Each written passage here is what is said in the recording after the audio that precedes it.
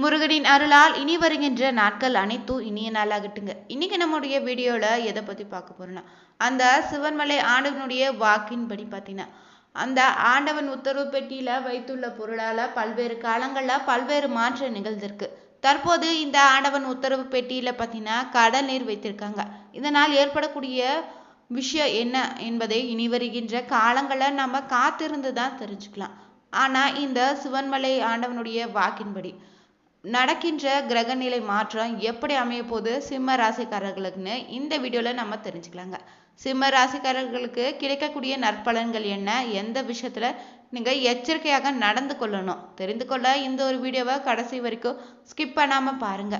மேலும் நீங்க புதியவராக இருந்தீங்கன்னா மறக்காம வேலு இருக்க பைமை சேனலை சப்ஸ்கிரைப் பண்ணிட்டு கூடவே இருக்க பெல் பட்டனை கிளிக் பண்ணிக்கோங்க. நீங்க தனிப்பட்ட முறையிலும் ஜாதகம் பார்ப்பதாக இருந்தீங்கன்னா ஜாதகத்துல தெளிவான பதிவையும் பரிகாரத்தையும் பெற்றுக்கொள்ள நீங்க வீடியோல டிஸ்கிரிப்ஷன்ல கொடுத்திருக்க நம்பருக்கு மறக்காம கால் பண்ணி தெரிஞ்சுக்கோங்க. வாங்க நண்பர்களே, வீடியோக்குள்ள போகலாம். சிந்தனை, சொல், செயல்னு அனைத்திலுமே வேக காட்டக்கூடிய நபர்கள் நீங்க தாங்க. அதற்கான பலனையுமே உடனே எதிர்பார்க்கக்கூடிய தன்மை உங்கள்கிட்ட இருக்கு.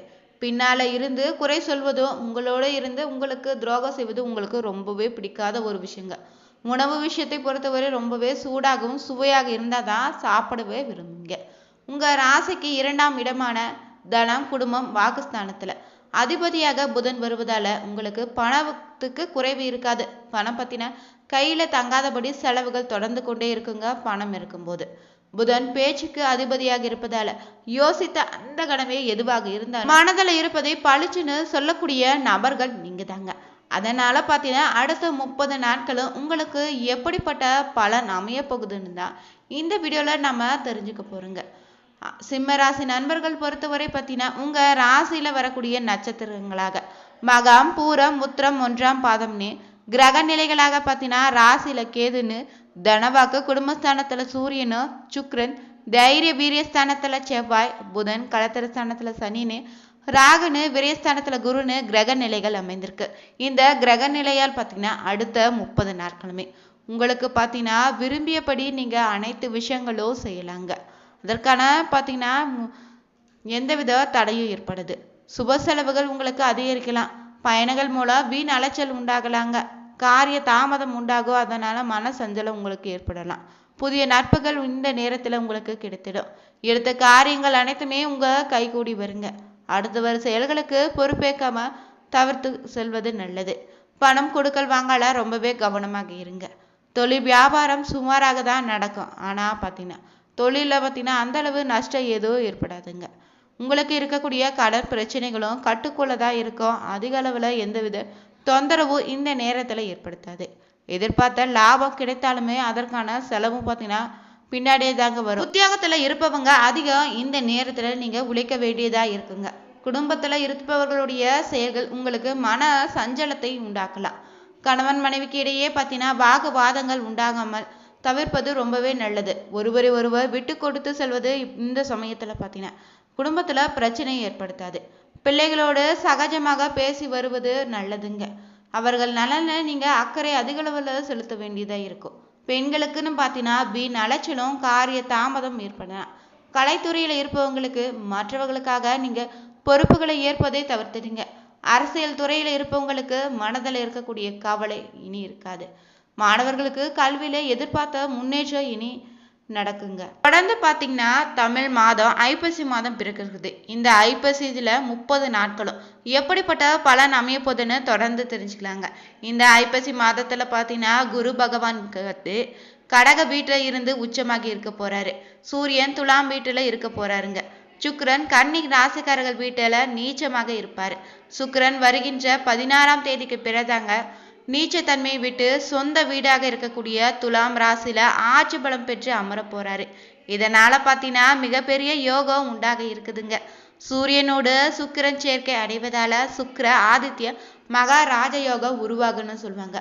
அந்த ராஜ யோகத்தால பார்த்தீங்கன்னா சிம்ம ராசிக்காரர்களுக்கு பார்த்தீங்கன்னா இந்த ஐப்பசி மாதத்துல பார்த்தீங்கன்னா உங்க ராசியில சூரியன் துலாம் ராசிக்குள்ள நுழைவாரு. அந்த வகையில சூரியன் கண்ணில இருந்து துலாம் ராசிக்கு பேச்சாரரு. ஏற்கனவே புதன் இருக்கிறாருங்க உங்க ராசியில. இதனால 10 நாட்கள் மிகவும் பதற்றமாக தான் இருக்கும். அதனால எந்த ஒரு விஷயத்தையும் அந்த அளவுக்கு யோசித்து செயல்படாதீங்க. வணிக வளாகங்கள், துணிக்கடைகள்னு சந்தைகள், மண்டபங்கள் போன்றவற்றை தொழிலாக இருப்பவங்க அசம்பாவிதங்கள், இயற்கை சீற்றங்கள் நடைபெற வாய்ப்பு இருக்கு. ரொம்பவே எச்சரிக்கையாக இருங்க. இந்த மாதம் பொறுத்தவரை முயற்சிகள்ல தடை தாமதங்கள் உங்களுக்கு நிறைய வரலாம். ஆனாலும் அதை எதிர்த்து போராடிட்டு எதிர்நீச்சல் போட்டாவது நீங்க வெற்றியை பெறுவீங்க. இந்த மாதத்துல குடும்பத்துல பாத்தீங்கன்னா சிறு சிறு கருத்து வேறுபாடுகள் தோன்றினாலுமே ஒற்றுமைக்கு இனி குறைவே இருக்காதுங்க. உற்றார் உறவினர்களை அனுசரித்து செல்வதன் மூலம் ஓரளவுக்கு அனுகூலமான பலனை நீங்க எதிர்பார்க்கலாம். திருமணம், சுபகாரிய முயற்சிகள் மேற்கொள்வது சில காலம் இந்த நேரத்துல தள்ளி வைப்பது ரொம்ப நல்லது.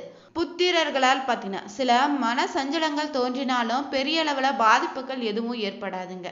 பொருளாதார நிலை பார்த்தீங்கன்னா திருப்திகரமாக அமைஞ்சிருக்கு. தேவையற்ற செலவுகளை குறைத்து கொண்டீங்கன்னா சேமிக்க முடியுங்க. ஆனா லாபம் அதிக அளவிலையும் பெறலாம். அதற்கேற்ற செலவு தொடர்ந்து இருக்கும். தொழில் வியாபாரம் செய்பவங்க கடினமாக உழைத்தாலும் மட்டுமே நீங்க எதிர்பார்த்த லாபத்தை இந்த நேரத்துல பெற முடியுங்க. உற்பத்தியிலோ விற்பனையிலும் பார்த்தீங்கன்னா அதிக முயற்சிகளை மேற்கொண்டீங்கன்னா எந்த போட்டி பொறாமைகளும் இல்லாம எதிர்கொள்ளக்கூடிய ஆற்றல் உங்களுக்குள்ள உண்டாகிடும். உத்தியோகத்துல இருப்பவங்களுக்கு ஓரளவுக்கு பார்த்தீங்கன்னா முன்னேற்றமான பலனை கொடுக்கக்கூடியதாக அமைஞ்சிருக்கு. வேலைப்பளவும் பொறுப்புகளும் இந்த நேரத்துல சற்று அதிகமாக தாங்க உங்களுக்கு இருக்கும். எந்த பணியும் முடிப்பதற்கோ கடின உழைப்புகளை நீங்க மேற்கொள்ள வேண்டியதா இருக்கும். உயரதிகாரியுடைய பாராட்டுதல்கள் உங்களுக்கு பார்த்தீங்கன்னா ஓரளவுக்கு உற்சாகத்தை ஏற்படுத்துங்க. இந்த நேரத்துல உடனிருப்பவருடைய ஒத்துழைப்பு நீங்க பெறலாம். புதிய வேலை தேடினீங்கன்னா தகுதிக்கேற்ற வேலை அமைவதில் தடைகள் ஏற்பட்டாலும் நல்ல வேலையாக கிடைத்திடுங்க. பெண்களுக்கு பார்த்தீங்கன்னா உடல்நிலையில சிறு சிறு பாதிப்புகள் ஏற்பட்டாலுமே பெரிய கெடுதல்கள் எதுவும் ஏற்படாது. குடும்பத்துல தேவையற்ற வாக்குவாதங்களும் மன சஞ்சலங்களும் தோன்றினா ஒற்றுமைக்கு குறைவே இருக்காதுங்க. உற்றார் உறவினர்களை அனுசரித்து நடந்து கொண்டீங்கன்னா ஓரளவுக்கு அனுகூலமான பலனை பெறலாம். தொடர்ந்து வருகின்ற 30 நாட்களும் பார்த்தீங்கன்னா நட்சத்திரத்தை பொறுத்தவரை உங்க ராசியில எப்படிப்பட்ட பலன்கள் அமைய போகுதுன்னு தொடர்ந்து தெரிஞ்சுக்கலாங்க. மக நட்சத்திரக்காரர்களுக்கு பார்த்தீங்கன்னா குடும்பத்துல அடுத்தவர்களால ஏதாலும் குழப்பம் உண்டாகலாம். அதனால குடும்ப விஷயங்களை மற்றவர்களுடன் பகிர்வதை தவிர்த்துக்கோங்க. கணவன் மனைவி உறவுக்கு இடையே ஒருவருக்கொருவர் அனுசரித்து செல்வது ரொம்ப நல்லது. பிள்ளைகளுக்காக நீங்க செலவு அதிகம் செய்ய வேண்டியதா கூட இருக்கும். ஆயுதங்களை கையாளும் போது நீங்க ரொம்ப கவனமாக இருங்க. வாகனங்களை ஓட்டும் போது எச்சரிக்கையாக இருப்பது நல்லதுங்க. பூர நட்சத்திரக்காரர்களுக்கு இந்த மாதத்துல பார்த்தீங்கன்னா உறவினர்களிடம் பேசும்போது கவனமாக பேசுங்க. பயணங்கள்ல வீண் அலைச்சல்கள் உங்களுக்கு ஏற்படலாம்.